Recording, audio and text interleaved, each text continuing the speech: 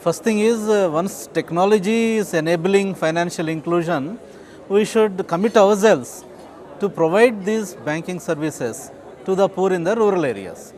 When technology is enabling it, what is preventing? It is only our resolve. When we recognize banking services as a right for the people, and without banking services nobody can prosper, and it is a condition if the rural people have to develop. So, first we should recognize their right to service and open it to anyone who is ready to provide it. Now, this service area approach is preventing other players from coming into the field. So, if any bank is ready to provide service, it should be open. There are credible organizations who are ready to deliver the service. And I for one believe that it is profitable. Once you are able to pool services, it is possible to deliver. And not all banks are equally competent.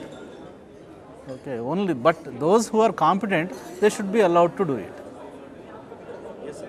The opening of a common service center in rural areas have raised some hopes for financial inclusion and availability of microcredit to the farmers. So, what is your assessment on this?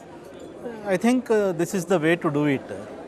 Once connectivity is established to every village by drawing a fiber optic cable, as the government of India is ready to do it in the next 5 years.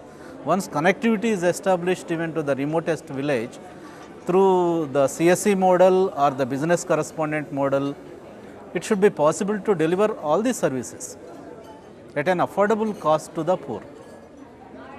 They say that it is very expensive to deliver service to the village point. But when people are living in the rural areas, don't you think it is their right to get the services? Why should they pay more than the urbanite? The urban areas are supported only because there are rural areas. Only because the villages are producing, the cities are surviving. And how can you say that it is your sin because you are living in a village? So, because you are living in a village, you should pay more. What is this?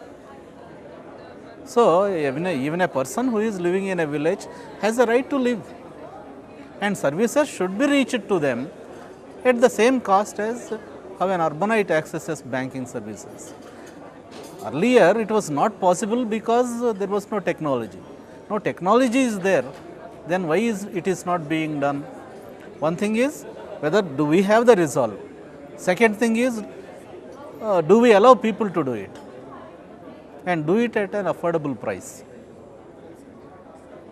So, right? According to you, what are the major challenges to achieve the goals of financial inclusion in rural areas? Main challenge is connectivity. Second thing is the regime. We have to prepare a law which guarantees services.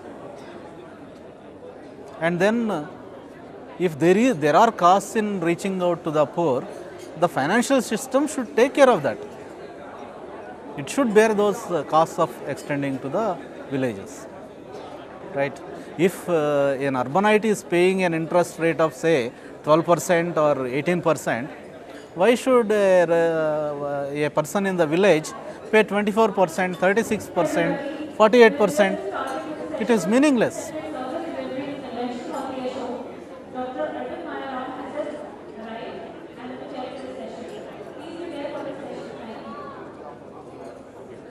Sir, according to you, what kind of re-engineering is needed for effective implementation of ICT in financial inclusion? Beautiful. Re-engineering is needed. That is, we should establish credible protocols for this BC model, for this CSC model. Credible credible systems have to be established.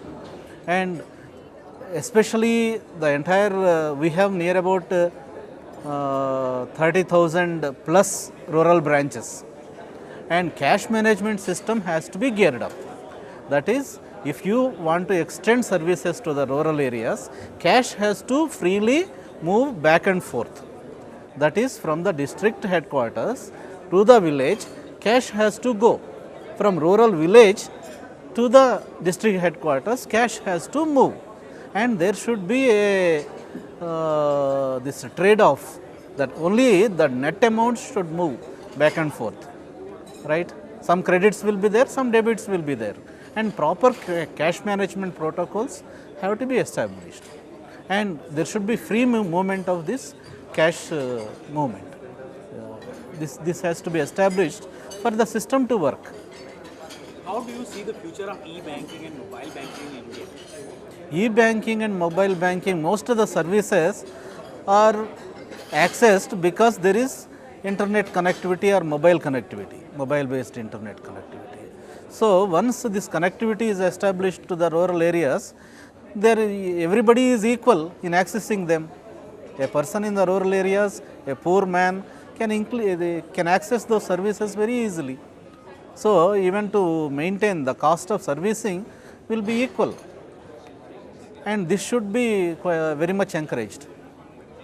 This will take financial inclusion a long way, and the constraint would be that not everybody is able to operate the internet, the mobile based interfaces and all that. So here the customer service center, it will be very useful. Yeah. Sir, what is the role of UID to achieve the goals of financial inclusion? UID provides the required, in a way, this it is an enabler. It will be really very useful in connecting to the rural people, establishing the identity and authenticating a payment.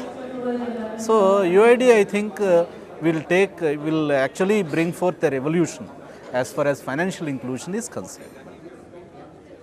Mr. Prasad, thank you so much for joining us. Thank you. Nice meeting with you. Nice meeting.